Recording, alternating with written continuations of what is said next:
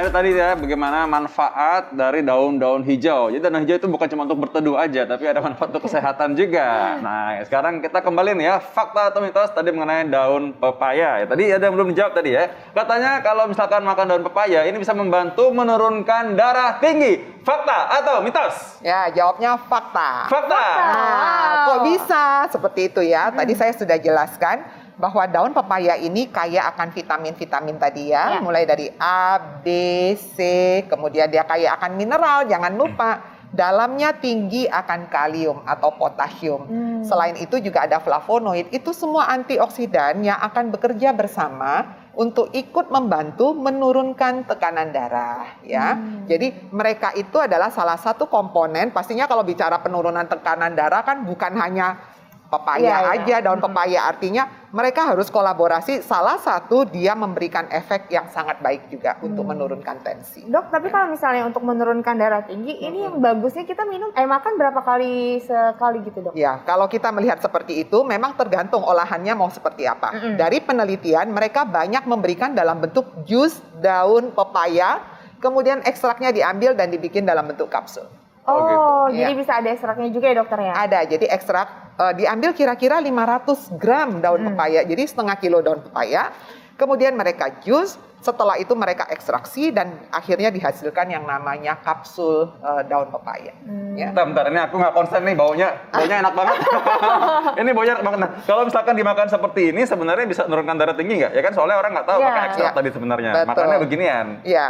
Bisa dok kalau? Pasti bisa jawabannya, karena yang diambil tetap adalah daun pepaya kan. Daun pepaya yang mereka jus toh. Penelitian ini harus diingat banyak dilakukan di negara-negara Eropa sana.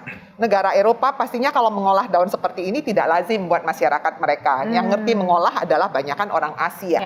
Ya, jadi pasti mereka akan lakukan cara yang mudah, yaitu diambil jusnya aja, diekstrak dan dijadikan kapsul. Tapi kalau misalnya kita mau konsumsi biasa nih dok, direbus atau dimakan, ini ada takaran baiknya nggak sih dok? Misalnya yang bermanfaat buat kita tuh seharinya berapa banyak gitu? Baik, karena ini kan adalah bagian dari sayur kita dan kita selalu mengajarkan untuk mengkonsumsi sayur dan buah sebanyak 5-6 porsi sehari. Artinya kurang lebih sayuran 300 gram, sedangkan buah-buahan juga kira-kira 3 penukar. Atau ya kalau nggak mau repot ya 300 gram juga. Jadi yang paling baik ya lakukan seperti itu, ikut dalam pola gizi seimbang. Ya, tapi rutin. Jadi artinya hari ini misalnya menunya Dr. Vito daun pepaya. Nanti besok kita tukar lagi, ada keuntungan lain toh dari daun katuk, bayam dan kawan-kawannya. Nanti Rabu ketemu daun apalagi kita bisa pakai lagi. Jadi diselang-seling, semua daun ini pastinya memberikan banyak sekali keuntungan kesehatan untuk tubuh kita. Oke, kayak tadi ya kita banyak banget ada keuntungan dari kesehatan daun-daun hijau ya. Tadi Betul banyak sekali. Nah dokter, ini ada fakta dan mitos yang berikutnya dokter. Katanya mengkonsumsi daun pepaya dapat menurunkan resiko kanker. Ini fakta atau mitos? Ya, ini adalah fakta. Fakta? Ya, fakta. Karena? Nah, itu banyak sekali penelitiannya ya. Jadi kalau kita bicara penelitian, mereka mulai dari penelitian sel kultur. Sel kultur itu adalah penelitian di laboratorium menggunakan plat-plat ya, agar-agar kultur di situ. Jadi di dalam agar-agar itu kita tanam sel kankernya, begitu dia sudah tumbuh, maka kita ngambil ekstrak daun pepaya ini, kita teteskan dengan konsentrasi yang pastinya sudah ada di laboratorium, dan kita lihat, oh benar, selnya nggak berkembang. Nah dari situ mereka masukkan ke penelitian hewani, dan semua memberikan manfaat yang sama. Lalu dicoba pada penelitian manusia dan itu juga dikatakan dia memberikan manfaat dengan memperlambat pertumbuhan dari sel kanker tersebut ya. Jadi memang penelitian ini masih perlu tindakan lebih jauh lagi ya terhadap sel kanker apa saja. Kan sel kanker itu macam-macam. Ada yang jenis sel kanker yang seperti ini, sel line M berapa, itu ada coding-codingnya sebetulnya ya. Jadi memang mereka lihat tendensinya, oh ini bisa loh, bagus ada prospek untuk cancer prevention gitu ya. Nah, tapi intinya memang artinya memberikan manfaat atau tidak-tidaknya memberikan manfaat kesehatan ya pasti ya, jelas Betul ya gitu sekali. ya. Oke, baik, ini berikutnya lagi ada fakta atau mitos lagi ya. Kalau misalkan katanya kalau dengan membasuh muka dengan rebusan air daun pepaya ini bisa mengatasi masalah jerawat. Waduh, ini fakta atau mitos? Ya, pasti jawabannya mitos. Oh mitos, tadi aku udah senang-senang lagi ada jerawat nih dok. Ya, langsung mau direndam airnya dipakai. Ini orang nggak mau rugi nih, makanannya dimakan, rebusannya dipakai buat cuci muka. Ini nggak mau rugi. Ya, ini mitos sekali ya. Jadi kita lihat penelitian itu semua membuktikan bahwa daun pepaya ini akan memberikan efek benefit yang bagus kalau kita konsumsi, bukan buat salep atau dioles-oles seperti itu. Oh, jadi bukan buat kalau pemakaian luar ya dok ya? Ya, pemakaian luar mungkin satu saat bisa memberikan perspektif yang baik, tapi sampai saat ini memang penelitian untuk itu belum dilakukan khusus untuk jerawat. Tapi ngomong nih, ini soal lain nih, ini bukan soal jerawat, tapi yang sering dibahas kadang-kadang orang tuh ambil alasan tidak mau makan sayuran hijau, termasuk sayuran pepaya, katanya memicu asam urat. Ini sebenarnya bagaimana? Ya, kalau kita bicara asam urat, pasti di awam sana selalu ngomong gini, dok makan daging yang banyak karena sayuran itu apalagi yang hijau-hijau kaya akan asam urat. Faktanya itu justru yang kaya akan asam urat ada gradasinya tuh, asam urat dengan kandungan yang tinggi, yang sedang dan yang rendah. Nah sayuran ini tidak termasuk yang tinggi Dr. Vito, jadi dia ini levelnya kira-kira antara ringan sampai sedang, tergantung nanti jenis-jenis daunnya. Ya, jadi kalau yang bentuknya seperti cauliflower, yang bentuknya bulat-bulat dan berlapis-lapis, yang kecambahnya banyak, yang digunakan untuk tumbuh yang berikutnya, ya, jadi di situ tuh memang kandungan purinnya lebih tinggi.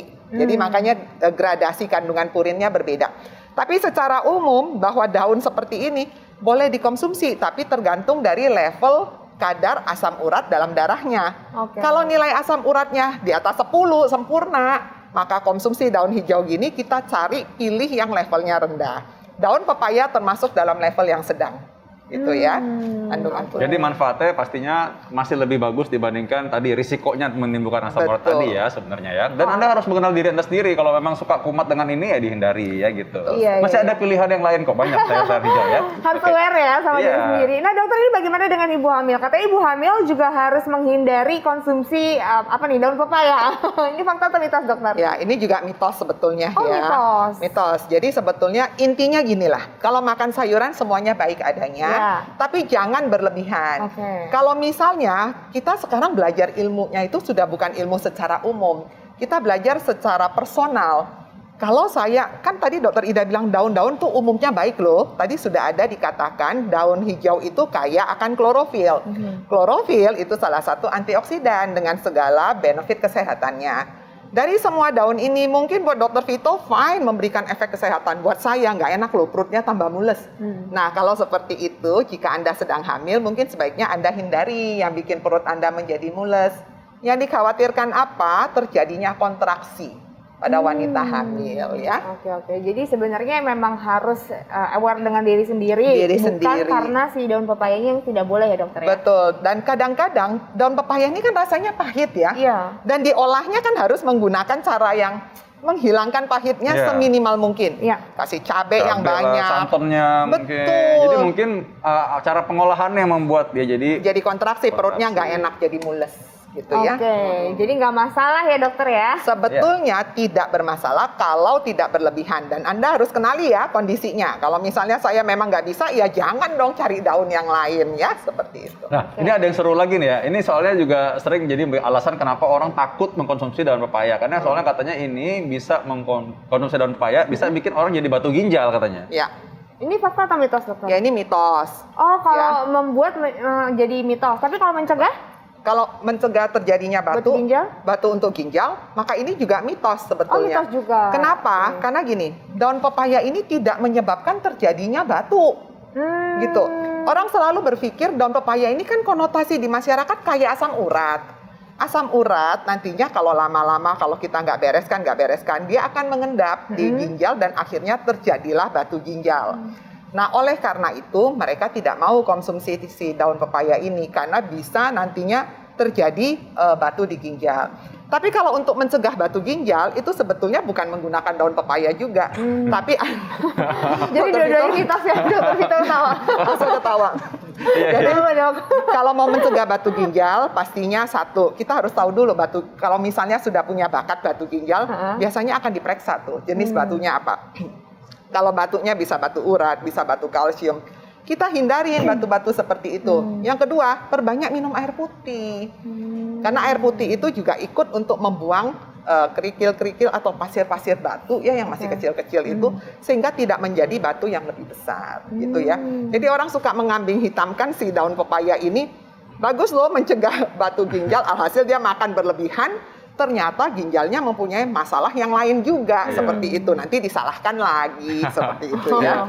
Ini adalah lagi fakta mitos yang dipercaya oleh ibu-ibu ya dan bapak-bapak mungkin ya, membungkus daging dengan daun pepaya dipercaya dapat membuat daging menjadi lebih empuk. Ini fakta atau mitos? Dan ini fakta. Fakta. Wah, bisa hebat ya. ngebantu ya ibu-ibu di rumah. Kenapa tuh, Betul. dokter? Jadi gini, zaman dulu tuh ya, orang-orang tua itu kan selalu berdasarkan pengalaman. Dia nggak punya dasar studi ilmiahnya. Semua daging yang dikasih dengan rendaman daun pepaya yang diiris-iris atau dibungkus jadi empuk. Dan ternyata penelitian membuktikan mereka menggunakan daging ayam. Daging ayam itu direndam dengan jusnya si daun pepaya. Ternyata terjadi empuk memang dagingnya. Setelah diperiksa, dia ini mengandung zat yang namanya papain tadi. Dengar nggak yang tadi saya bilang? Iya. Apa sih dok? Apa Iya, sih? itu apa bisa bikin empuk ya? Ternyata dia bekerja dengan memotong kerja dari enzim yang ada di otot, yaitu dia memperlambat kerja dari aktin dan miosin. Nah, itu adalah bagian dari otot kita. Kalau kita bagi serat otot itu ada serat aktin, serat miosin. Dan dari dua serat ini, dia bekerja paling cepat pada miosin, pada aktinnya malah lebih lambat. Jadi nanti kalau kita lihat, kok ada lembutnya itu ada yang butuh waktu lebih lama dan sebagainya. Mungkin dokter bisa dibagi sedikit aja ya, bagaimana menurunkan tipsnya, kolesterol dengan daging, misalnya kalau lagi makan daging. Ya, betul. Jadi ini daun ini kaya akan serat loh ya. Tadi ingat ya saya bilang. Dan dia memang mempunyai efek sebagai penurun dari kolesterol. Jadi kalau ya sebenarnya enggak juga ya Dokter Vito ya. Dokter Vito ini kepengen membenarkan makan daging yang banyak. Kemudian Bukan, justru kita mau meluruskan maksudnya. Karena orang tuh merasa gini dokter, saya tuh gemesnya gini, nggak apa-apa dok makan daging berlemak kan pakai daun pepaya gitu Iya, loh maksudnya. Nah itu jadi Seharusnya jangan ya. merasa bersalahnya mau disingkirkan. Padahal Iya. tadi sebenarnya kan ya kalau kita makan daging banyak juga ya enggak juga. Enggak Ya, juga. enggak juga Betul sebenarnya. sekali. Jadi intinya makan daging itu selalu jangan berlebihan. Yes. Intinya harus gizi seimbang lah ya. Daging itu kan memang udah tahu, udah jelas kayak lemak jenuh, di dalamnya kandungan kolesterolnya juga aduhai. Oke. Kalau kolesterol kita memang tinggi, ya kita jangan makan berlebihan. Tapi bukan berarti nggak boleh loh ya. Iya. Jadi harus tahu yang namanya diet itu bukan berarti tidak makan, tapi diatur makannya. Seminggu berapa kali, jumlahnya berapa, cara olahnya seperti apa. Jadi ini berarti sehat tapi bukan untuk menebus rasa bersalah Anda kalau Iya. makan banyak daging kolesterol. alasan ya. Oke, ya dokter terima kasih banyak. Oh, tadi kita udah membahas masalah ini yang common ya, kita suka dijadikan rebusan, jadi lalap. Nah tapi ini juga ada yang common, orang biasanya kurang tidur, namanya begadang.